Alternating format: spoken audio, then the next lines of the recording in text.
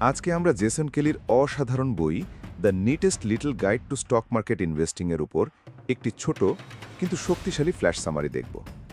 পুরো বইটির বিস্তারিত অধ্যায়ভিত্তিক ব্যাখ্যা আমার চ্যানেলে দেয়া আছে, আপনারা চাইলে সেটিও দেখতে পারেন।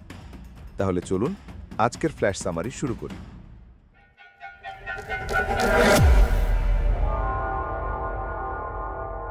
জেসন কেলির the neatest little guide to stock market investing বইটি শেয়ার বাজারে বিনিয়োগের জন্য একটি সহজ, কার্যকরী এবং ব্যবহারিক গাইড।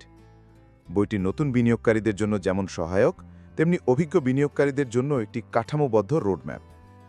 কেলি স্টক মার্কেটকে জটিল তত্ত্ব থেকে বের করে এনে বাস্তব জীবনের উদাহরণ, ডাটা এবং পরীক্ষিত কৌশলের মাধ্যমে ব্যাখ্যা করেছেন, যাতে সাধারণ পাঠকও আত্মবিশ্বাসের সাথে বিনিয়োগের জগতে প্রবেশ করতে পারে।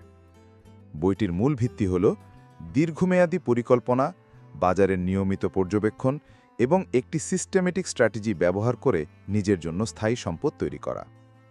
প্রথমে বইটি শেয়ার বাজারের মৌলিক ধারণা দেয়।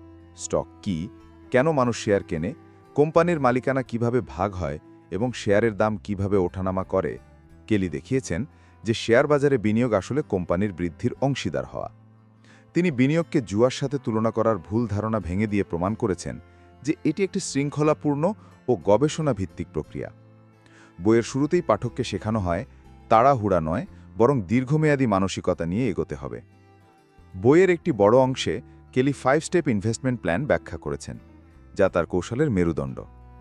এই ধাপগুলো হল: 1. নিজের লক্ষ্য নির্ধারণ করা, কতদিনের জন্য বিনিয়োগ করবেন, কি পরিমাণ রিটার্ন আশা করছেন এবং ঝুঁকি নেওয়ার ক্ষমতা কতটুকু। 2. বাজারের ইতিহাস বোঝা, দীর্ঘমেয়াদে বাজারের ওঠানামা কেমন হয় এবং বড় মন্দা বা বুমের সময় কিভাবে আচরণ করতে হবে। 3. সঠিক স্টক বাছাই, তিনি বড়, স্থিতিশীল ও প্রমাণিত কোম্পানিকে অগ্রাধিকার দিতে বলেছেন, যাদের ধারাবাহিক আয়, ডিভিডেন্ড ও বাজার শেয়ার আছে। 4. পোর্টফোলিও তৈরি ও ভারসাম্য রাখা, বৈচিত্র্যময় বিনিয়োগের মাধ্যমে ঝুঁকি কমানো। 5. নিয়মিত রিভিউ ও পুনর্বিন্যাস, বছরে অন্তত একবার নিজের পোর্টফোলিও বিশ্লেষণ করা এবং বাজারের পরিবর্তনের সাথে সামঞ্জস্য রাখা।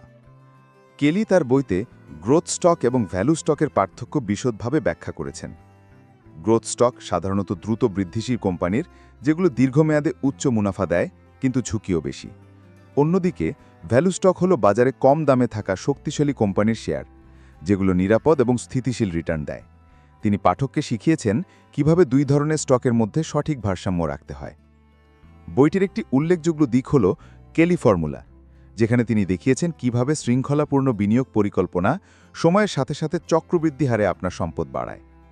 এখানে কেবল শেয়ার বাছাই নয়, বরং নিয়মিত বিনিয়োগের গুরুত্বের উপর জোর দেওয়া হয়েছে। বাজার পড়ে গেলে ভয় না পেয়ে বরং বেশি শেয়ার কেনার পরামর্শ দিয়েছেন তিনি, কারণ ইতিহাস দেখায় বড় পতনের পর বড় উত্থান আসে। বইয়ের আরেকটি শক্তিশালী অংশ হল মানসিক প্রস্তুতি। কেলি বুঝিয়েছেন যে শেয়ার বাজারের সফলতার 80% নির্ভর করে মানসিক নিয়ন্ত্রণের উপর। তিনি ইমোশনাল ডিসিপ্লিনের গুরুত্ব বোঝাতে বলেছেন, আতঙ্কে বিক্রি করা বা লোভে বেশি দামে কেনা সবচেয়ে বড় ভুল।